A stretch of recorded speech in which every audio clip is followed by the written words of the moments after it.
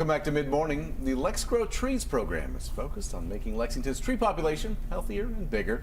The city is announcing the second round of grant funds for the program. Here to tell us more about the funding is District Council member Hannah Legris and Forest Selection Manager Heather Wilson. Thank you two for coming out and talking to us. Oh, thanks for having us. Yeah, thank you so much. So give us kind of an overview of the Let's Grow Trees program.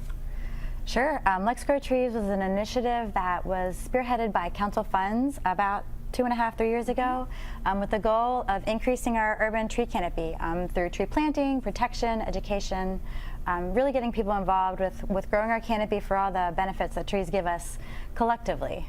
And you all have already been able to give away a decent amount of money for that.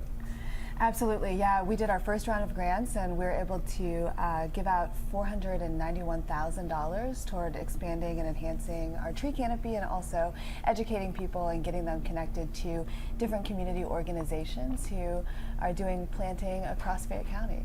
So there's another round of grants now coming around. Tell us about that. Yeah, there's another round and it's open right now. So the deadline for the second round of funding is November 27th.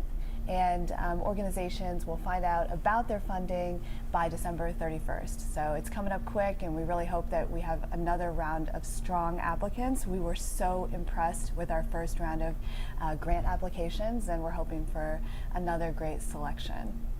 What kind of organizations are you all looking for? Lots, just about all kinds of organizations. They have to be a nonprofit or a for-profit business, or they can be a neighborhood association or a homeowners association. Just some kind of group that can collectively come together to support their neighborhoods. Really, we're looking again to increase the canopy, but that doesn't have to be through tree planting. It can be through protection of existing trees. And a big piece of it is actually the education and kind of, helping our neighbors and our friends understand the importance of having the trees around that are existing. And just to real quick for the applications, maybe you mentioned it, but the letsgrowtrees.com website is the place to go to find that application.